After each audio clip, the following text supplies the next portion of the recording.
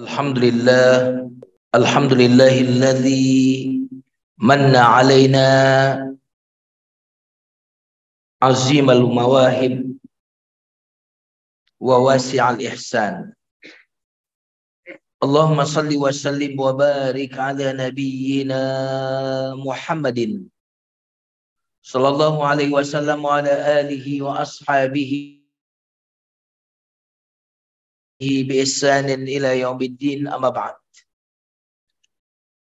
Kaum muslimin dan muslimat jamaah salat subuh, semoga semuanya diberkahi oleh Allah Subhanahu wa taala, dan juga sahabat-sahabat yang mengikuti secara Zoom.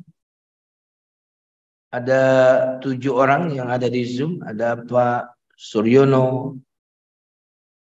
Pak Eyang Nung, dan yang lainnya. Semoga juga Allah memberkahi teman-teman semuanya. Sebelum kita masuk ke materi kajian, mari kita awali kajian ini dengan doa terlebih dahulu. Astaghfirullahalazim, astaghfirullahalazim, astaghfirullahalazim. Rabbi na'udzubika min hamazatis syayatin wa na'udzubika rabbi ay yahdurun. Tabarra'na min haulina wa quwwatina wa ilmina. والتجأنا إلى حولك وقوتك وعلمك يا ذا القوة المتين والحمد لله رب العالمين. Kita baca basmalah. Bismillahirrahmanirrahim. Kajian Asmaul Husna kita hari ini memasuki Asmaul Husna di luar yang 99 itu. Karena yang 99 telah tuntas kita sampaikan, terakhir kita membahas As-Sabur. Sehingga ke depan kita akan membahas Asmaul Husna di luar yang populer yang 99 itu. Sebenarnya 99 nama yang sudah dilagukan, dinyanyikan, itu hasil ijtihad. Hasil 99-nya dari Nabi, tapi apa saja yang masuk yang 99 itu bisa berbeda pendapat. Kata Nabi ada 99 Asmaul Husna, 100 kurang 1. Nah, itu perkataan Nabi SAW. Tapi apa saja yang masuk 99, nah itu hasil ijtihad ulama. Nyambung ya? Kata Nabi, sesungguhnya Allah memiliki 99 nama, 100 kurang 1. Nah, itu perkataan Nabi. Yang 99 itu yang mana aja? Nah, itu adalah ijtihad atau masuk bagian dari pendapat ulama. Nyambung ya? Tapi kita sudah kadung populer tuh, yang 99 urutannya seperti itu, maka sudah kita sampaikan yang 99 itu secara tuntas. Saya tidak tahu teman-teman sudah mendokumentasikannya dari awal atau tidak itu ya. Dari awal-awal dulu atau tidak ya. Kemungkinan tidak ya. Nah, hari ini jamaah sekalian kita akan membahas nama Allah Al-Mannan. Nah, kan jarang kan? Nggak ada di Asmaul Husna yang kita lakukan itu kan. Al-Mannan nggak ada. Al-Mannan artinya Allah yang banyak pemberiannya secara sederhana. Nama Allah Al-Mannan diriwayatkan oleh Imam Ahmad dan yang lainnya bahwa Nabi SAW mendengar seseorang sedang berdoa. Jadi Nabi mendengarkan ada seseorang yang sedang berdoa. Kata laki-laki ini dalam doanya, Allahumma inni as'aluka, ya Allah, aku meminta kepadamu, bi anna lakal hamd, bahwa sesungguhnya segala pujian hanya milikmu. La ilaha illa anta, tidak ada sesembahan melainkan Engkau. Wahdaka la syarikalak, Maha Esa Engkau, tiada sekutu bagimu. Al-Mannan, nah disebut oleh laki-laki ini Asmaul Husna Al-Mannan. Al-Mannan yang banyak pemberiannya. Badi'us samawati wal ardh, pencipta langit dan bumi. Dzul jalali wal ikram, pemilik keagungan dan kemuliaan. Setelah laki-laki membaca doa ini sampai sini, apa kata Nabi mengomentari laki-laki ini? Laqad sa'alta Allah. Sungguh engkau telah meminta kepada Allah bismihil a'zam. Dengan nama Allah yang teragung. Alladzi idza du'iya bihi, yang kalau Allah itu berdoa dengan menggunakan nama agung ini, ajaba, pasti dikabulkan. Wa idza su'ila bihi a'ta. Jika Allah diminta dengan menggunakan nama Allah yang agung ini, pasti diberi. Sehingga boleh jadi karena di sini menyebut beberapa asmaul husna, jangan-jangan Al-Mannan ini adalah nama Allah yang teragung. Jangan-jangan. Karena di antara yang disebut di hadis ini adalah Al-Mannan. Kata Allah, laki-laki ini telah berdoa dengan nama Allah yang agung.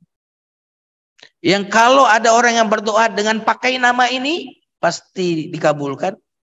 Kalau ada orang yang meminta dengan nama yang agung ini, pasti diberi, kata Nabi. Cuma karena di sini banyak asmaul husna yang disebut laki-laki tadi, di antaranya yang disebut adalah apa? Al-Badi', Badi'as samawati wal ardh. Di antara yang disebut adalah apa? Ya dzal jalali wal ikram.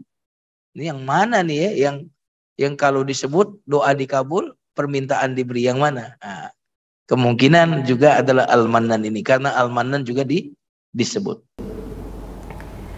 Jamaah sekalian yang dimuliakan Allah Subhanahu wa taala. Apa makna Al-Mannan? Nah, ini yang akan kita bahas. Al-Mannan adalah katsirul ata, yang banyak pemberiannya. Jadi kalau pemberian itu dikit, enggak disebut Mannan. Ya kan? Azimal mawahib, agung pemberiannya. Jadi pemberiannya itu bukan pemberian-pemberian yang remeh-temeh, tapi pemberian yang bobotnya, yang nilainya itu sangat luar biasa. Jadi kalau cuma ngasih HP, enggak azim itu pemberiannya, enggak Mannan itu. Kalau cuma ngasih apa lagi? Jamaah, ngasih baju, nah itu enggak Mannan. Kalau dikasih mobil mewah, Mannan enggak? Halo? Nah ini makanya di sini memang tidak disebut, hanya disebut Al-Mannan adalah Allah yang banyak pemberiannya, yang agung pemberiannya. Jadi yang diberi itu sesuatu yang sangat agung. Wasi'al ihsan, yang luas kebaikannya, yang mencurahkan kepada hambanya pemberian-pemberian. Nah, jamaah sekalian yang dimuliakan Allah Subhanahu wa taala. Nah, kalau kita melihat kepada definisi yang barusan, kayaknya nggak ada yang pantas disebut Mannan. Kenapa demikian? Karena manusia memberi, tapi memberi yang tidak banyak. Manusia memberi, tapi manusia memberi pemberian yang bukan pemberian yang sangat agung, pemberian yang biasa saja. Maka tidak ada yang disebut Al-Mannan kecuali Allah Subhanahu wa taala. Kita lanjutkan makna Al-Mannan. Alladzi yabda'u bin nawal qabla su'al. Disebut Al-Mannan adalah yang memberi sebelum diminta.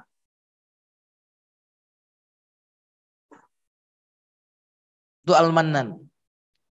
Kalau manusia itu biasanya diminta dulu baru memberi. Kadang sudah diminta enggak beri. Subhanallah. Allah memberi sebelum diminta, lalu bagaimana kalau kita minta? Saya ulang lagi. Allah memberi sebelum kita minta, lalu bagaimana kalau kita minta? Saya pikir yang diberi tanpa kita minta itu nikmatnya kualitasnya jauh lebih tinggi. Coba perhatikan, oksigen ini kan nggak pernah kita minta, dikasih. Iya kan? Matahari nggak pernah kita minta. Siang malam datang tanpa kita minta, itu nilainya tinggi sekali. Adapun yang kita minta rata-rata UUD. Tahu kan UUD? Ujung-ujungnya duit. Ya Allah, fulus kan gitu doang. Jamaah sekalian yang dimuliakan Allah Subhanahu wa taala, maka Allah memberi sebelum diminta dan Allah memberi tanpa pernah menerima. Adapun manusia memberi sekaligus dia diberi. Maka nggak bisa disebut manan. Kalau manan itu banyak pemberiannya nilainya sangat luar biasa, mengucurkan terus nikmat-nikmat yang banyak kepada hambanya, memberi sebelum diminta. Jamaah sekalian yang dimuliakan Allah Subhanahu wa taala. Nah, karena itu para ulama mengatakan yang namanya al-mannan adalah nikmat-nikmat yang bobotnya itu sangat luar biasa. Coba perhatikan ya.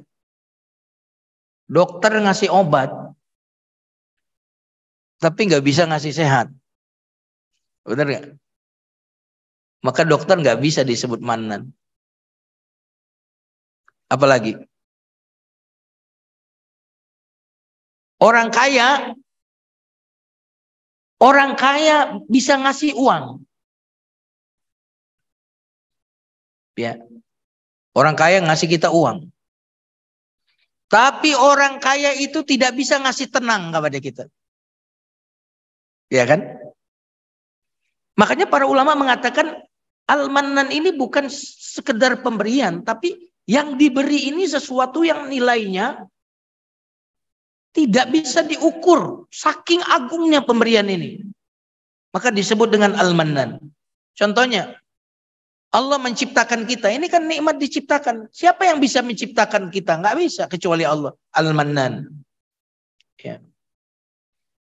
Di antaranya bentuk al-mannan adalah Allah memberikan kepada kita akal. Manusia nggak bisa ngasih akal kepada kita.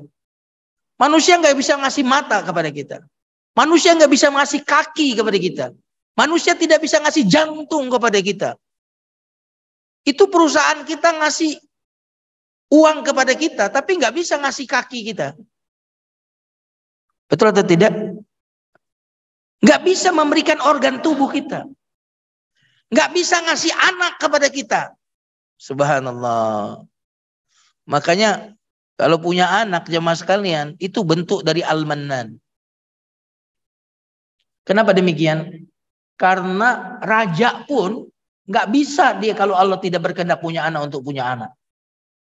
Penguasa sekalipun, miliarder sekalipun, kalau Allah katakan kamu nggak akan punya anak, nggak akan bisa punya anak. Jadi sekali lagi al-mannan adalah Allah yang banyak pemberiannya, yang pemberiannya itu sangat luar biasa nilainya, memberi sebelum diminta. Oh, ini susah kita mau rinci itu sangat luas. Contohnya, Allah yang menolak bala sebelum kejadiannya. Siapa yang bisa menghindarkan kita dari bala musibah? Allah al-mannan. Bahkan Allah al-mannan yang kemudian menghilangkan musibah itu setelah musibah itu menimpa kita. Siapa yang bisa menolak musibah dari kita sehingga musibah itu tidak menimpa kita? Dan siapa pula yang bisa kemudian menghilangkan musibah itu setelah menimpa kita? Hanya Dia al-mannan. Jamaah sekalian yang dimuliakan Allah Subhanahu wa taala.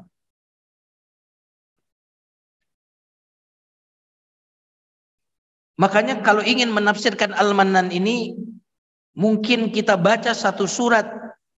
Di surat Ibrahim ayat 34 Allah Subhanahu wa taala berfirman, Wa in ta'uddu ni'matallahi la tuhsuha. Jika kamu menghitung satu nikmat Allah, satu, bukan banyak. Karena kalau banyak, wa in ta'uddu ni'amallah, jika kamu menghitung nikmat-nikmat Allah, Allah tidak menggunakan redaksi itu. Tapi jika kamu menghitung satu nikmat Allah, la tuhsuha, kamu tidak bisa tuhsuha. Apa tuhsuha itu? Kalau menghitung tuh gini, berapa jumlah jamaah di sini? Nah itu namanya menghitung. Tapi kalau saya mengenal setiap jamaah di sini, usianya berapa, namanya siapa, kerjanya di mana, anaknya berapa, merek mobilnya apa, itu namanya tuhsuha. Nyambung ya? Kata Allah, jika kamu menghitung, la tuhsuha. Allah tidak mengatakan kamu tidak bisa menghitungnya. Bukan itu kata Allah. Kamu tidak bisa menguasai, mengenali nikmat Allah itu. Meskipun satu nikmat, kamu tidak bisa mengenali, mengetahui. Karunia di balik satu nikmat ini, kamu tidak bisa menghitungnya. Coba teman-teman jemaah sekalian yang dimuliakan Allah. Mata saya ada berapa? 2. Coba kalau saya nggak ada mata, banyak nikmat saya yang lain yang tidak bisa saya lakukan. Saya punya suara nih, ya kan? Sekarang dibuat saya bisu. Batas satu nikmat suara. Semoga Allah melindungi kita semuanya. Apa yang akan terjadi dengan Ustaz Jumarudin? Nah, Ustadz tuh tiba-tiba jadi bisu. Bagaimana ngundangnya itu? Jadi di balik satu nikmat terdapat sekian banyak nikmat, la tuhsuha, kalian tidak bisa mengenalinya. Kalian tidak bisa merincinya. Jadi mungkin disebut merinci. Jika kamu menghitung satu nikmat Allah, kamu tidak bisa merincinya. Allah bukan mengatakan kamu tidak bisa menghitungnya, tapi Allah mengatakan tidak bisa merincinya. Subhanallah, satu nikmat. Kenapa? Karena Allah adalah Al-Mannan. Jamaah sekalian yang dimuliakan Allah Subhanahu wa taala.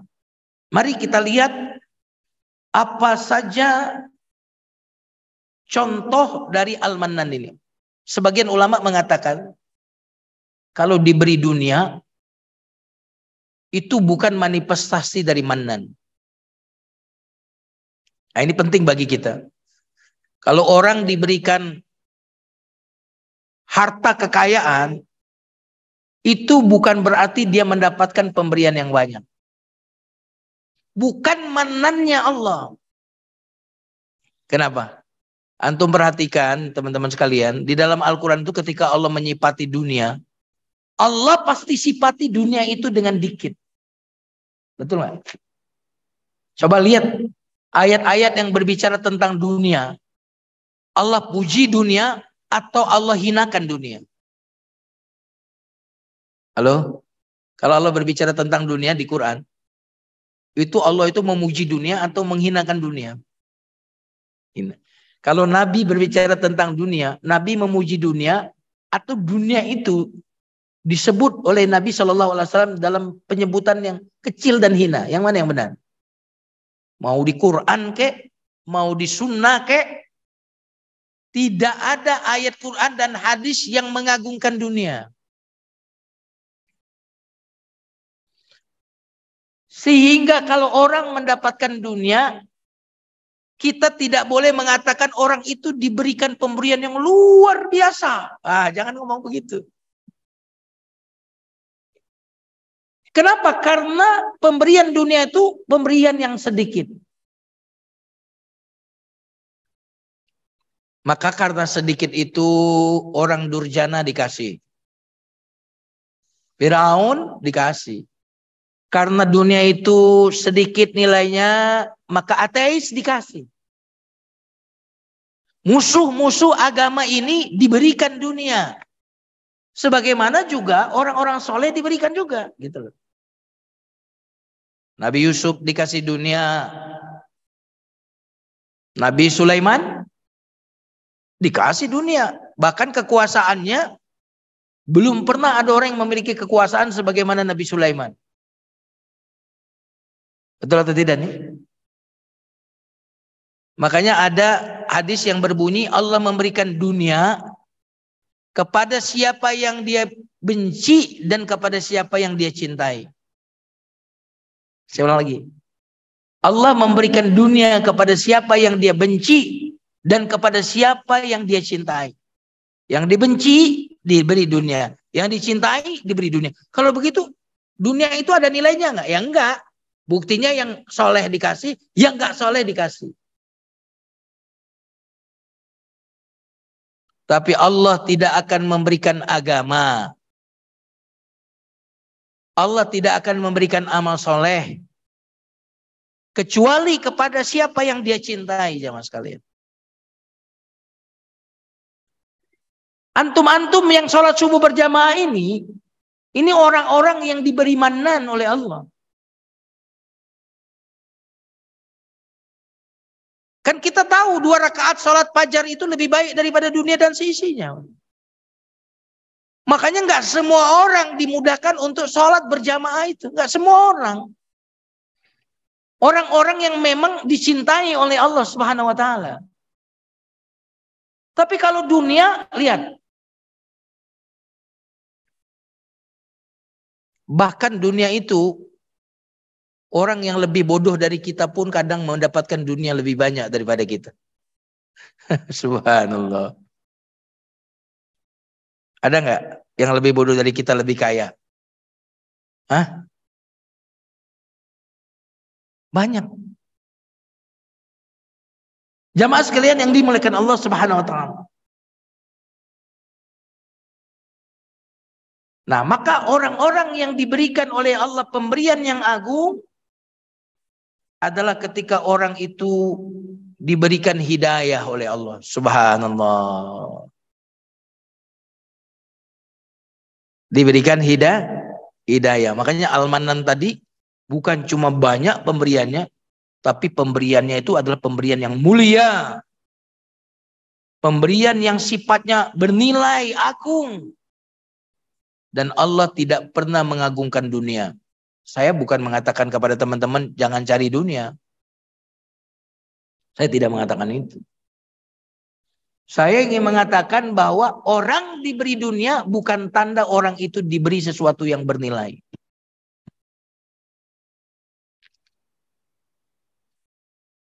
Saya mau tanya, Musa sama Fir'aun.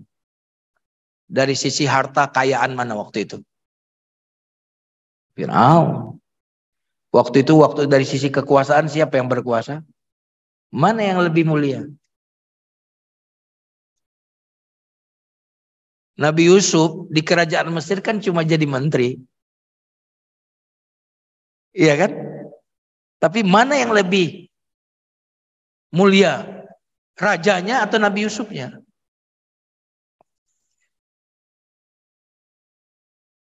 Nah, jemaah sekalian yang dimuliakan Allah, ini penting kita mereorientasi cara berpikir kita.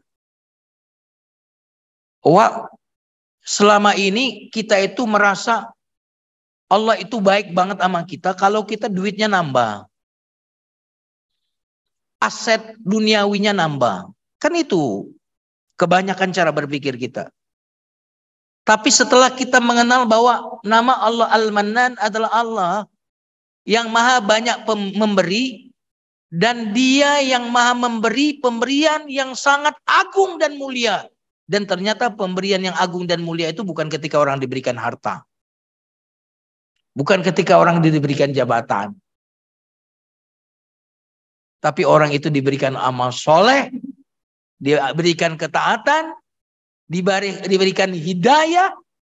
Itulah pemberian yang teragung. Makanya waktu kita berdoa pun setiap rakaat, ihdina, berikan hidayah, berikan hidayah, berikan hidayah. Jamaah sekalian yang dimuliakan Allah Subhanahu wa taala. Bentuk lain ketika orang itu diberikan oleh Allah dengan pemberian yang agung adalah ketika orang itu diberikan iman. Karena kalau orang tidak beriman, dalam kacamata surat Al-Asr, wal asri innal insana lafi khusrin illa alladzina amanu. Demi masa sesungguhnya manusia itu rugi kecuali siapa? Berarti kalau kita melihat konglomerat, melihat pejabat, nggak beriman. Kalau menurut surat Al-Asr, itu orang beruntung atau orang yang rugi? Subhanallah, jamaah sekalian. Makanya iman itu nggak bisa diwariskan. Nabi Nuh kayak apa coba? Anaknya kafir.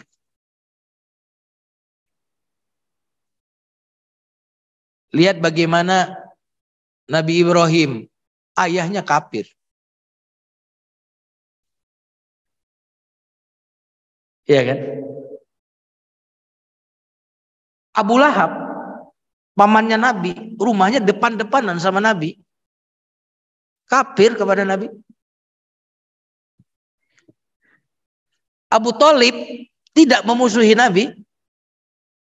Bahkan beliau adalah orang yang melindungi Nabi. Kafir. Subhanallah. Maka kalau kita diberikan iman, sayangnya kita ini rata-rata turis sih, turunan Islam. Tapi kalau orang-orang yang melakukan perjalanan untuk mencari kebenaran, Pak, kalau diberi agama ini, mereka sangat bersyukur. Contohnya siapa misalkan? Ibu Irina Handono misalkan. Perjalanan panjang bisa ketemu Islam. Makanya waktu ketemu pegang banget. Sebut saja misalkan Felix Xiao. Dia nemuin agama ini, pegang dia. Sebut lagi misalkan siapa? Koh Stephen. Misalnya. Supaya kita sebut semua.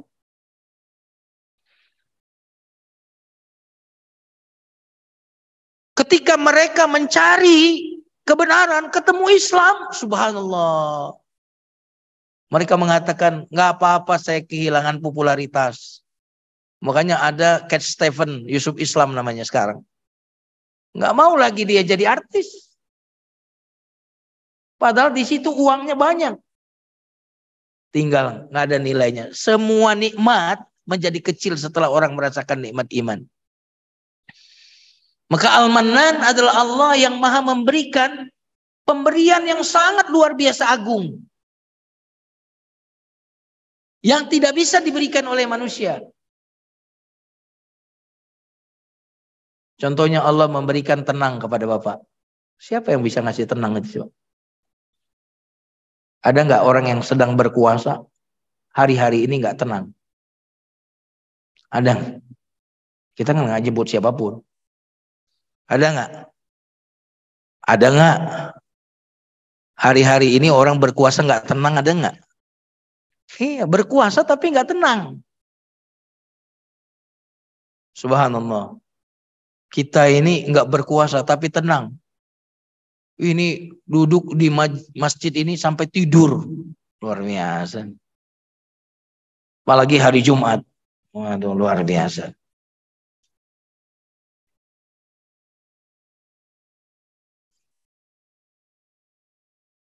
Ini saking, waduh Pak, mahal itu Pak, beneran. Asal pelor, asal nempel, molor. Mana? Pokoknya tenang aja hatinya, subhanallah. Kalau bicara duit sih nggak banyak-banyak amat, tapi kasih tenang. Sementara orang saat ini punya kekuasaan, punya uang, sekarang lagi gundah gulana, gimana kalau nanti, gimana kalau gitu, kalau waduh, kita nggak jebut siapa dia. Betul atau tidak? Ya. Khawatir gimana kalau saya nggak berkuasa lagi? Waduh. Karena teman-teman sekalian yang dimuliakan Allah, meraih sesuatu jauh lebih mudah daripada mempertahankan sesuatu. Nah, itu faedahnya seperti itu. Nah, jamaah sekalian yang dimuliakan Allah Subhanahu wa taala. Nah, Allah Subhanahu wa taala membuat kita benci kepada kemaksiatan. Oh, ini juga adalah menan. Menan. Karena kita ini untuk menghindari kemaksiatan itu perjuangannya luar biasa. Karena kita suka, tapi kita tahan. Wah, itu kan perjuangan itu. Bener nggak? Karena kemaksiatan itu saya mau tanya, rasanya apa? Pahit atau manis? Halo jamaah. Jangan-jangan jamaah sini nggak pernah bermaksiat ini. Manis atau pahit? Manis atau pahit nih? Pasti kemaksiatan itu manis, tapi tidak setiap yang manis itu bermanfaat kan gitu. Iya kan? Nah, orang-orang tertentu yang diberikan oleh Allah pemberian manifestasi dari namanya Al-Mannan, dia itu kalau ngelihat maksiat itu pahit rasanya. Wah, ini luar biasa. Tapi kalau taat manis rasanya. Wah, ini orang yang diberikan mannan. Makanya tiga hal yang kalau orang diberi tiga hal ini dia akan merasakan manisnya iman. Kan ada itu hadisnya. Dzaqa ta'mal iman. Mencicipi manisnya iman. Berarti orang yang diberikan mannan nikmat tahajud, nikmat tilawah, nikmat puasa. Wah, ini orang diberi dengan pemberian yang mannan. Subhanallah. Jamaah sekalian yang dimuliakan Allah Subhanahu wa taala.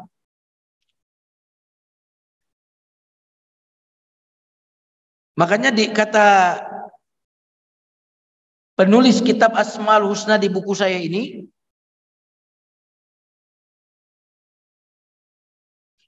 jika engkau ingin menelaah nikmat-nikmat yang agung, hendaklah engkau senantiasa memandangi, memperhatikan nikmat-nikmat itu di taman yang bernama Quran Al-Karim. Kalau kamu pengen tahu bagaimana nikmat yang Allah sebut, nikmat yang banyak, nikmat yang agung, kamu perhatiin deh taman Al-Quran itu. Bukan TPA, bukan maksudnya. Renungkan. Ya. Tadaburi ayat-ayat Al-Quran, kamu akan tahu betapa manannya Allah. Jamaah sekalian yang dimuliakan Allah Subhanahu wa taala. Coba kita perhatikan ayat-ayat yang menunjukkan manannya Allah. Silakan nanti baca surat Al-Hujurat ayat 7 sampai 8. Walakinnallaha habbaba ilaikumul iman wa zayyanahu fi qulubikum wa karraha ilaikumul kufra wal fusuqa wal isyan. Akan tetapi Allah membuat kalian cinta kepada iman dan membuat iman itu indah di hati kalian. Wah, ini luar biasa. Kan rata-rata kita ini kan beragama, tapi beragama ini masih jadi beban bagi kita. Betul atau tidak? Ringan nggak kira-kira kalau puasa? Masih berat. Ringan nggak rasanya kalau baca Quran? Masih berat. Ringan nggak tahajud? Masih berat. Tapi kalau orang yang Allah berikan makanya, orang ini tiba-tiba sangat cinta kepada amal soleh. Amal soleh itu terasa indah bagi dia. Subhanallah. Teman-teman sekalian, siapa di sini yang sudah rasanya kalau nggak olahraga pegal-pegal? Ada ini kalau nggak olahraga sehari aja udah pegal-pegal. Berarti dia itu, bagi dia olahraga itu nikmat. Coba di sini siapa yang malas olahraga? Angkat semua. Olahraga satunya Aduh, saya itu kalau olahraga rasanya badan saya nggak pegal-pegal. Iya kan? Satu udah males banget saya olahraga. Itu beda sekali. Nah itu kan olahraga fisik. Nah olahraga batin ini, sebagian orang tuh berat sekali rasanya untuk baca Quran. Tapi ada orang lain, saya tuh kalau nggak baca Quran rasanya lidah saya tuh kurang lancar bicara. Kan ada orang begitu. Rasanya, aduh kurang klik aja saya kalau nggak baca Quran. Ada orang-orang seperti itu. Ini orang yang diberikan manannya Allah. Tadi surat Al-Hujurat ayat 7-8. Kemudian Islam. Islam ini adalah Al-Mannan. Jadi kita bisa lahir dari ayah ibu muslim, itu Mannan. Karena tidak mudah loh kita itu menjadi Islam kalau kita terlahir dari ayah ibu yang kafir misalkan. Betul atau tidak? Karena yang paling mempengaruhi diri kita itu adalah lingkungan kita. Semua orang dilahirkan fitrah. Maka kedua orang tuanya lah yang meyahudikannya dan menasranikannya loh. Kita terlahir sebagai seorang muslim, ini adalah Al-Mannan. Maka Allah sebutkan di dalam surat Al-Hujurat, yamunnuna 'alaika an aslamu qul la tamunnu 'alayya islamakum balillahu yamunnu 'alaikum an hadakum lil imani in kuntum shadiqin. Mereka merasa telah memberikan nikmat kepadamu Muhammad karena mereka masuk Islam. Katakan, hei Muhammad, janganlah kalian merasa telah memberikan nikmat kepadamu karena mereka masuk Islam.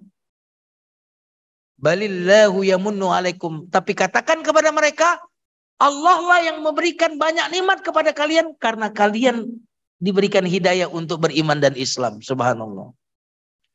Sama persis kita sebagai pengurus. Jangan pernah merasa kita telah berjasa karena jadi pengurus masjid. Tapi alhamdulillah Allah memilih kita jadi pengurus masjid. Padahal Allah bisa memilih orang lain. Subhanallah. Ini seperti ini. Jangan merasa berjasa karena kita jadi ustadz. Wah, saya ini jadi ustadz di sana.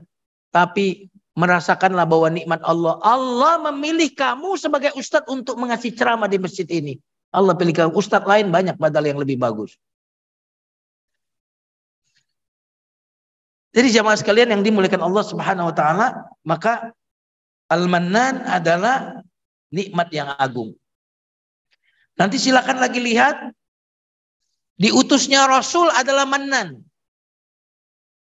Laqad mannallahu 'alal mu'minina idz ba'atsa fihim rasulan. Al-Imran ayat 123. Sungguh kami telah berikan karunia yang banyak kepada orang beriman ketika kami mengutus Rasul kepada mereka. Jadi Rasul ini mannannya Allah.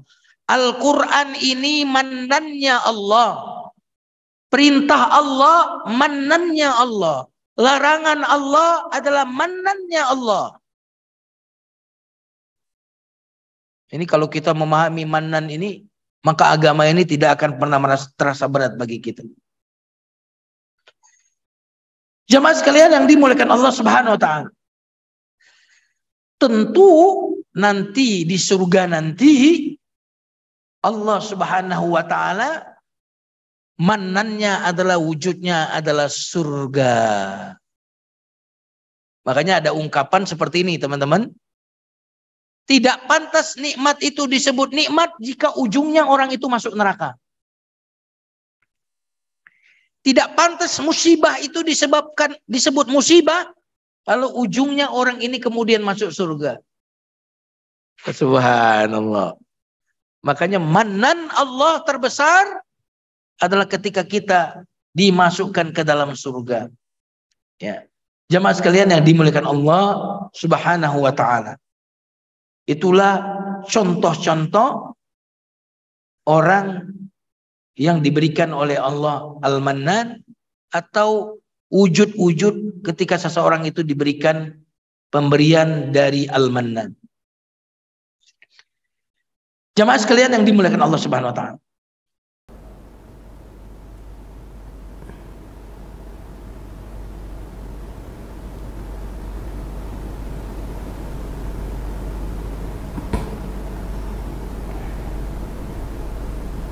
Maka kalau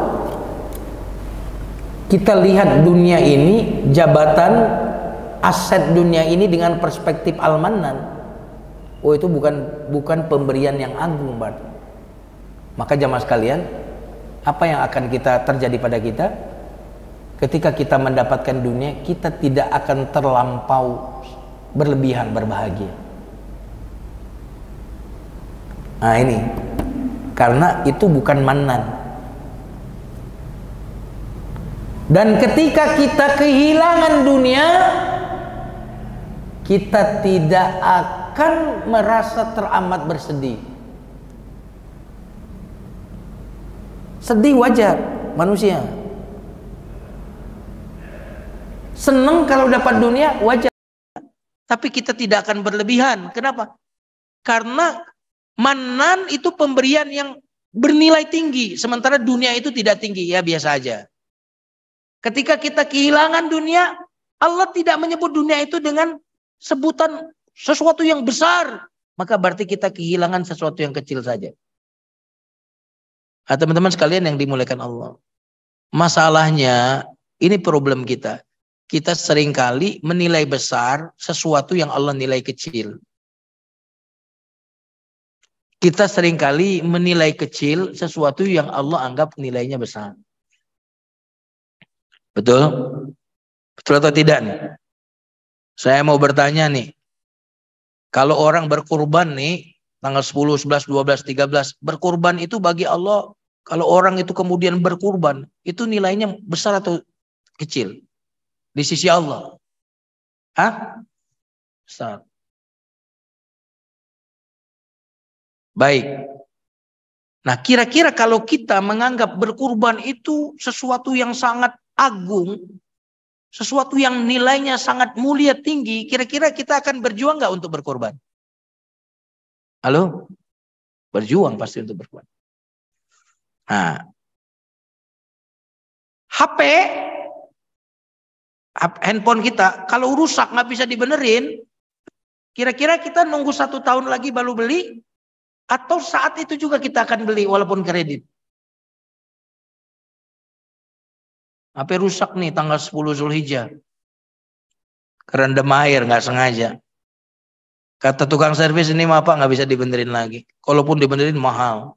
Mendingan beli baru. Pertanyaannya, belinya 1 tahun yang akan datang atau beli hari itu juga? Kenapa kita beli hari itu juga? Karena kita menganggap handphone ini nilainya sangat tinggi. Tapi kalau berkurban kira-kira, kalau kita belum cukup uangnya, dipaksain atau justru itu alasan kita untuk tidak berkurban?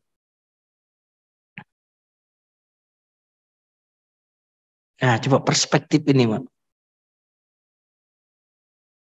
Maka Al-Mannan ini mengenalkan kepada kita, mana nikmat-nikmat yang Allah sebut itu nikmat yang sangat agung, sangat mulia. Makanya kalau kita diberikan kemudahan untuk berkurban, jadi gini, nyambung. Ada orang diberi harta, diberi nikmat kan nih? Tapi ada orang selain diberikan harta, diberikan kemauan untuk berkorban. Subhanallah. Itu pemberian yang lebih agung daripada orang yang diberikan harta. Orang diberi harta tapi nggak mau berkorban. Tapi ada orang diberikan harta, selain diberikan harta, orang ini diberikan kemauan untuk berkorban. Maka pemberian Allah kepada orang ini, pemberian mau berkorban, mau bersedekah. Karena soal sedekah, soal berkorban itu bukan soal punya uang atau tidak. Coba saya mau bertanya. Nih kata Imam Syafi'i, ukuran orang mampu berkurban itu adalah kalau di tanggal 11, 12, 13 Zulhijjah, dia mampu menafkahi keluarganya selama 3 hari, lalu ada sisa uang buat beli hewan korban, maka orang ini mampu. Kata Imam Syafi'i. Saya mau bertanya di sini, kira-kira mampu nggak menafkahi keluarganya 1 bulan lagi? Jangan 3 hari Ustaz, 1 bulan lagi? Mampu? Nggak mampu menafkahi keluarga 1 bulan lagi? Mampu. Mampu nggak menafkahi keluarga 1 tahun lagi? Nah, berarti kebanyakan kita di sini mampu nggak berkurban? Kalau ukuran mampu tadi menurut Imam Syafi'i adalah orang yang mampu menafkahi keluarganya 3 hari tasyrik. Lalu ada sisa uang untuk berkurban. Kira-kira kita ini mampu semua nggak untuk berkurban? Mampu. Tapi sekedar mampu itu bukan manan. Oh, diberikan mampu. Itu bukan manan. Tapi apa itu manan? Ketika diberikan mau.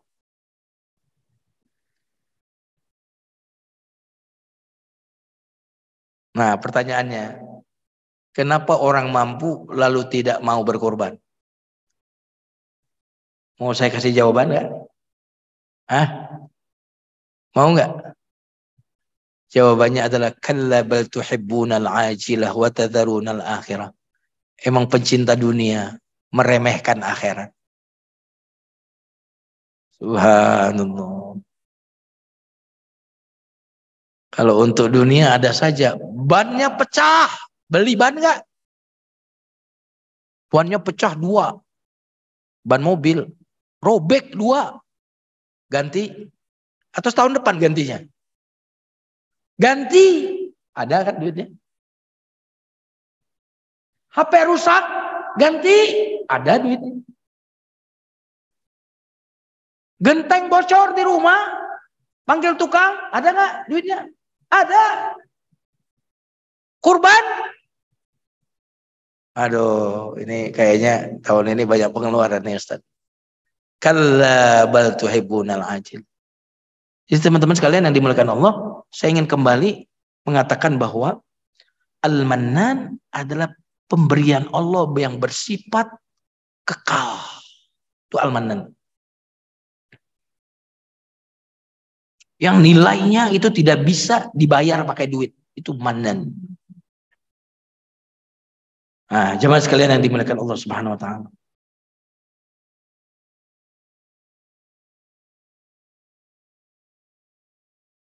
Nah, kalau demikian, apa sikap kita ketika kita sudah mengenal Allah Al-Mannan ini? Maka hendaklah kita bersyukur. Bersyukur kepada Allah Subhanahu wa taala yang telah memberikan kepada kita nikmat-nikmat yang agung itu.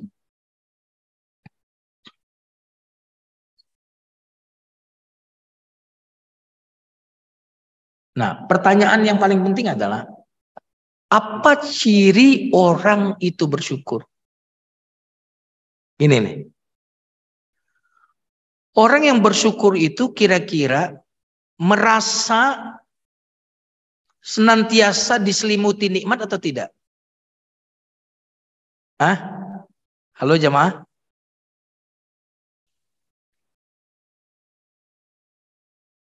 Makanya syukur itu teman-teman adalah orang yang senantiasa merasakan bahwa dalam kondisi apapun saya itu tidak pernah terlepas dari nikmat. Itu orang bersyukur.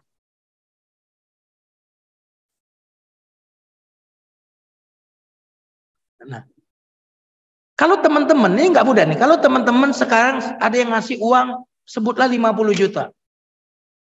Terasa nggak kalau dapat nikmat? Hah? Terasa atau sangat terasa? Sadar betul kalau di dalam nikmat? Sadar betul. Pertanyaan saya sekarang ini. Kita bisa bernapas lega seperti ini. Gimana tadi? Sadar nikmat atau tidak sadar nikmat? Mana yang lebih kita menyadari bahwa kita dapat nikmat? Saat dapat uang 50 juta tadi atau saat menarik napas?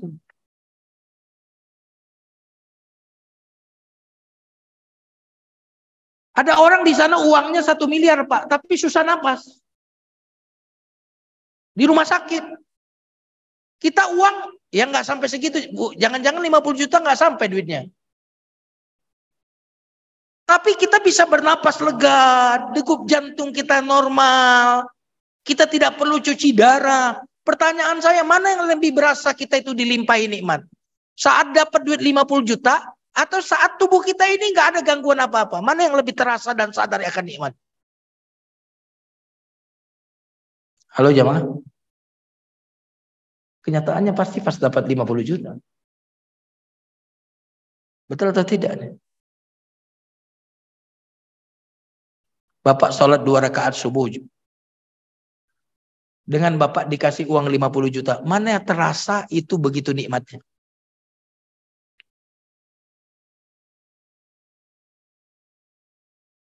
Kan aplikasinya tidak mudah ini.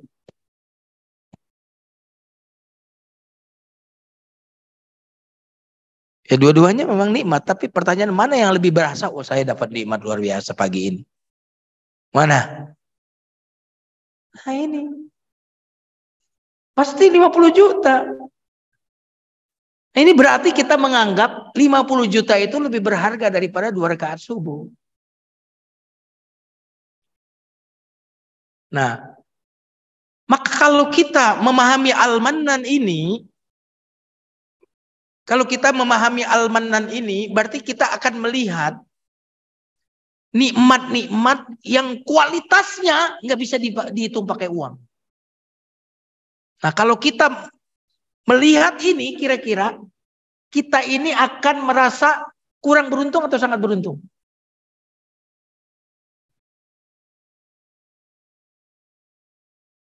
Sebutlah, mohon maaf ya, hidup kita pas-pasan, sebutlah itu soal duit. Tapi lalu kita merenungi nama Allah Al-Mannan yang ada pada kita. Alhamdulillah tubuh saya sampai hari ini nggak ada masalah. Subhanallah, ini nggak ada yang bisa ngasih kecuali Allah. Alhamdulillah saya dikasih anak. Oh nggak bisa ngasih anak kecuali Allah. Alhamdulillah saya dikasih iman, Islam. Alhamdulillah saya dapat ini. Pertanyaannya, kalau orang melihat nama Allah Al-Mannan ini kira-kira, dia merasa sangat beruntung dalam hidupnya atau tidak? Dia merasa kaya atau tidak?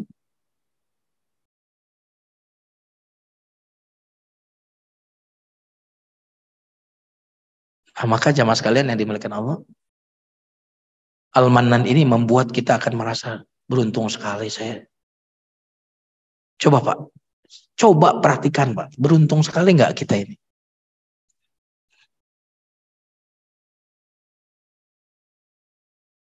Saya mau tanya sekarang, Bill Gates itu kaya nggak? Baik, Anda mau nggak tukeran? Anda jadi Bill Gates jadi Anda? Ini bukan soal mau tidak mau. Oke, Bill Gates tidak mau. Maka sekarang saya tanya, Anda mau nggak?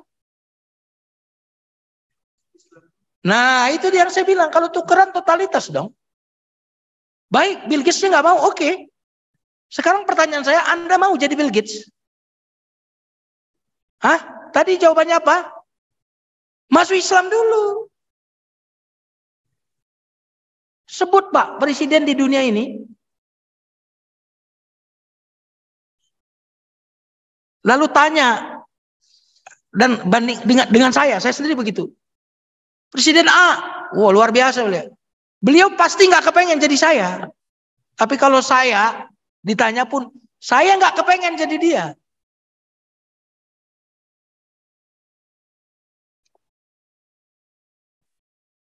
Subhanallah.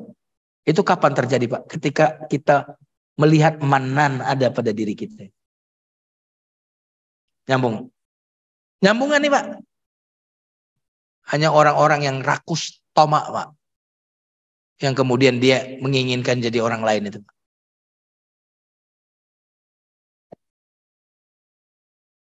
Sudah nyambungnya? Nyambung gak nih? Pengen sih. Oh mau lah Ustaz jadi Bill Gates, tapi masuk Islam dulu. Lah itu dia masalahnya. Ya mas kalian yang dimuliakan Allah. Kalau tukeran tuh fair dong. Jangan mau enaknya doang kan gitu. Nah, jadi syukur. Ini yang harus ada pada kita ketika kita mendapati nama Allah Al-Ma'na. Nah, jamaah sekalian.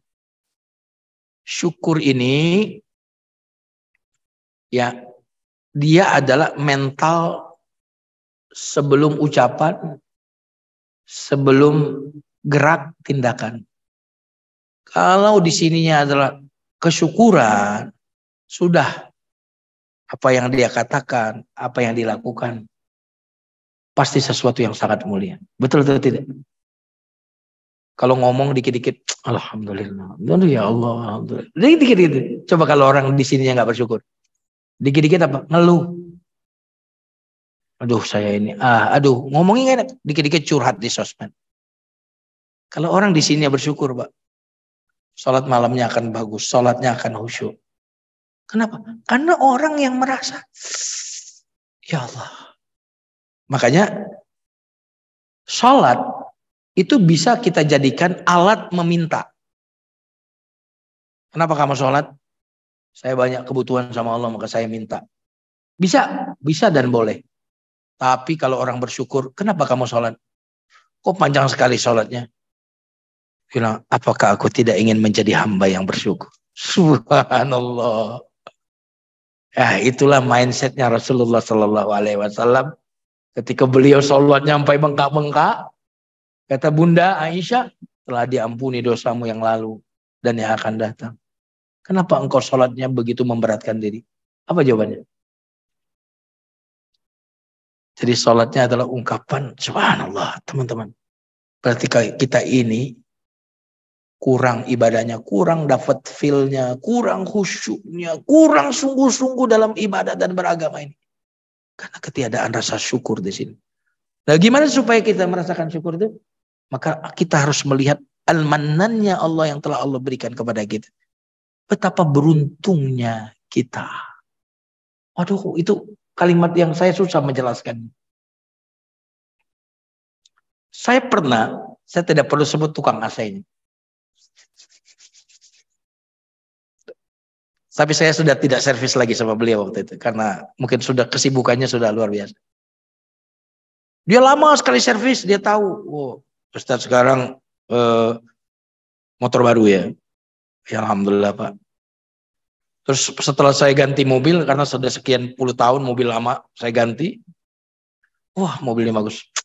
Luar biasa Ustaz mobilnya. Mobil saya nggak seberapa. Tuh lihat tuh. Depan rumah saya tuh lihat mobilnya tuh berapa tuh. Saya bilang gitu. Terus jatuh merek mobilnya. Wah itu kan kelas elit. Saya mah mobilnya mobil rakyat. Saya bilang gitu ya. Dia bilang, justru Ustadz luar biasa pemberian Allah. Tukang AC bilang. Dia punya rumah, Ustadz juga punya rumah. Gitu. Dia punya motor, Ustadz juga punya motor. Dia punya dunia, Ustadz. Tapi apa yang Allah berikan kepada Ustadz, jangan-jangan gak ada pada dia Ustadz. Oh ini orang malaikat dari mana dalam hati saya. Betapa beruntungnya Pak Ustadz. Kata dia gitu. Wow, saya bilang. Nah, maksud saya kita tuh harus kayak gitu Pak. Betapa beruntungnya saya. Semua kita mengatakan itu. Kalau kita mentadaburi al-mannannya Allah pada kita, kita akan mengatakan itu. Betapa beruntungnya saya. Oh, kalau itu sudah ada di sini, Pak. Bahagia sudah dalam kehidupan kita. Amin ya Rabbal alamin. Ini yang bisa saya sampaikan. Silakan kalau ada yang ingin bertanya. Yang mana nih? Saya bingung. Silakan kepada hadirin. Yang udah megang mic ini. Jadi menang dia karena megang mic. Ya. Ya, coba kalau nggak megang mic. Ya.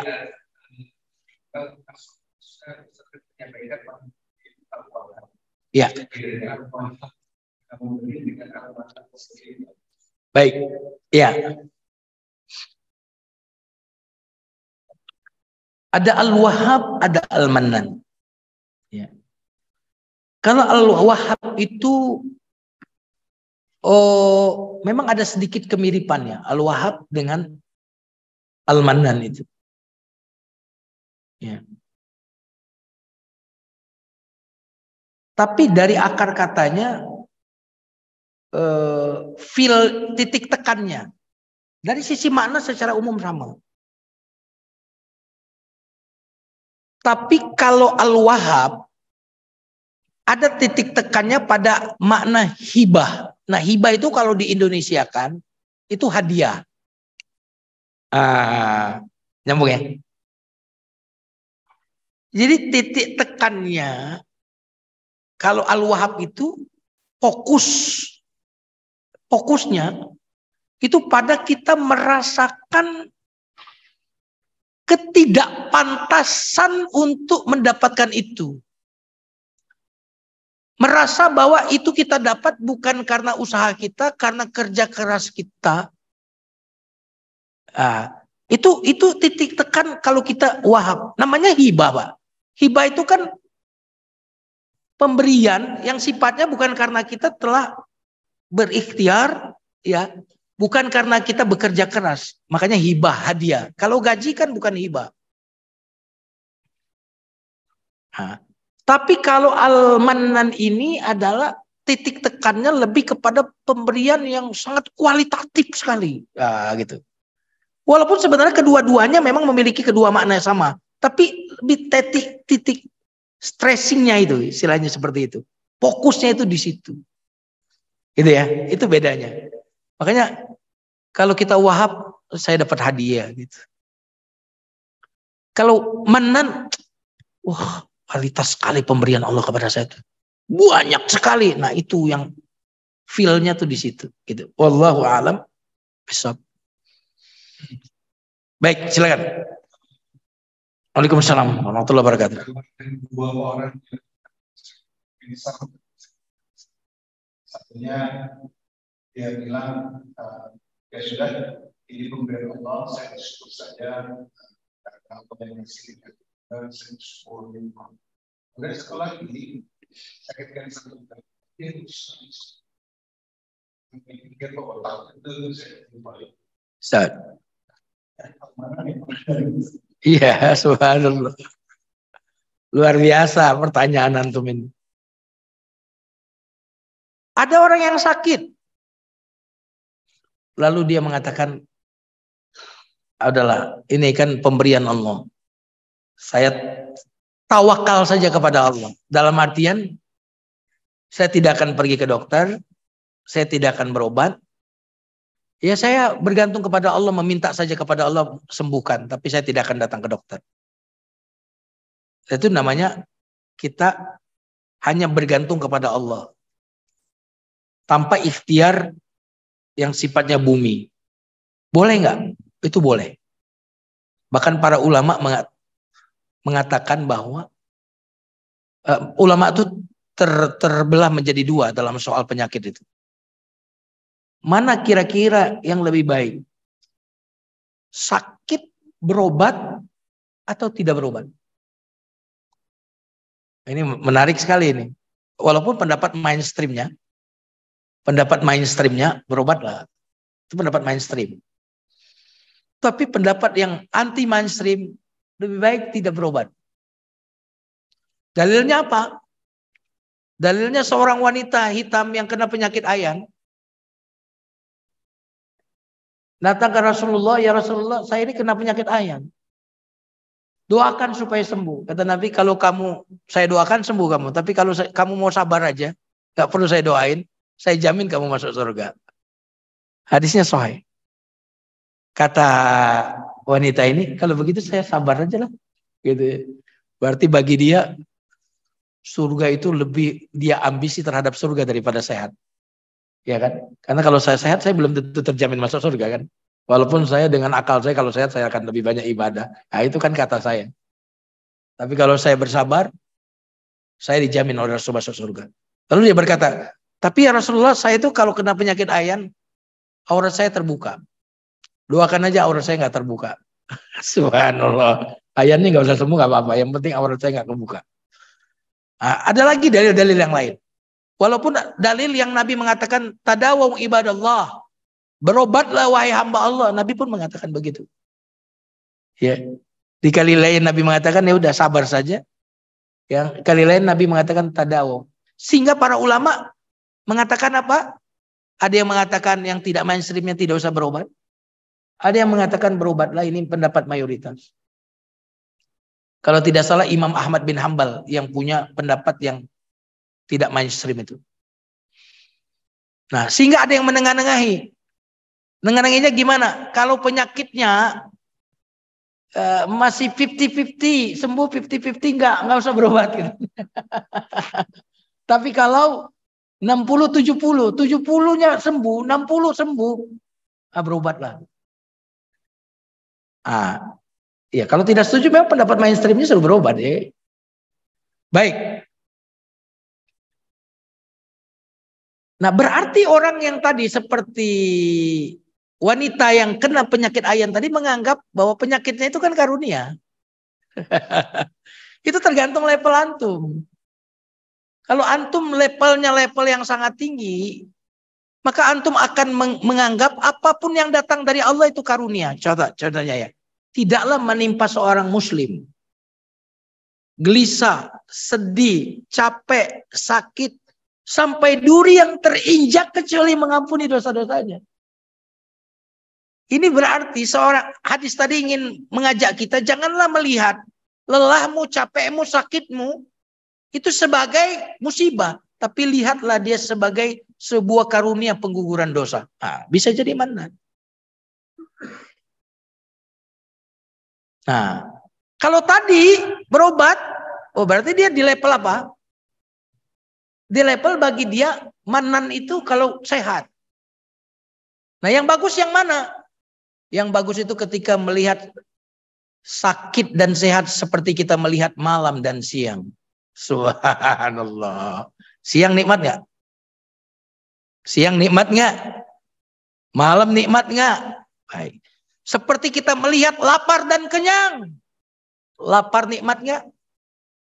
Halo? Nikmat nggak? Kenyang nikmat nggak? Subhanallah, maka segala puji bagimu dalam semua keadaan. Nah itu. Tergantung levelnya antum, mau di level itu atau itu terserah, itu masing-masing punya level yang berbeda. Ya. Wallahu a'lam bishawab. Cukup ya, sudah agak siang, saya kebetulan ada agenda lagi. Ada lagi satu lagi ya, mohon maaf. Ya. Ya. Ya, wassalamualaikum warahmatullahi wabarakatuh. Kita mau berdoa di bencana besar. Ya, bagus. Karena segala kita dibutuhkan uang tenaga di desa kita di desa. Ya. Kita akan mengantarkan yang mau uang besar. Jadi untuk biaya kita sekali. Ya. Baik. Baik. Luar biasa pertanyaan. Waalaikumsalam warahmatullahi wabarakatuh. Pertanyaan yang sangat luar biasa. Kalau sekarang nih, mana yang lebih utama? Pertanyaannya kan sekarang nih. Yang sekarang adalah pertanyaannya adalah lebih baik membantu pengobatan sekarang. Tapi kalau Bapak bertanya di tanggal 10, 11, 12, 13, Bapak bertanya ini kepada saya, maka jawaban saya akan berbeda. Yang terbaik berkorban. Nyambung ya? Nah, karena hari itu belum datang, Bapak bertanya, maka jawabannya yang lebih baik adalah membantu orang itu. Karena ibadah yang terbaik itu adalah ibadah yang sesuai dengan momentumnya, tepat momentumnya, tepat waktunya. Makanya kata Nabi, tidak ada hari yang amal soleh lebih dicintai oleh Allah melebihi amal soleh yang dilakukan di 10 awal Zulhijjah. Hadis riwayat Imam Bukhari.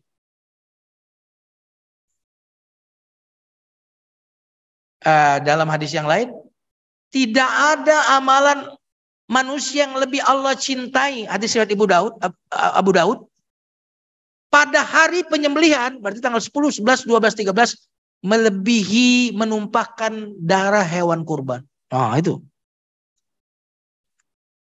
Berarti pada hari raya kurban, amal terbaik apa? Berkurban. Jadi daripada uangnya kita kasih ke orang yang membutuhkan, itu lebih baik hewan kurban.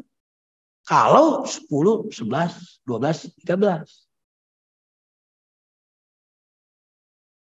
Sebagian ulama mengatakan bahkan kalau nominalnya berlipat-lipat, harga kambing 3, oh saya mau kasih 5 kali lipat Ustaz, dalam bentuk uang, menyembelih kambing jauh lebih baik.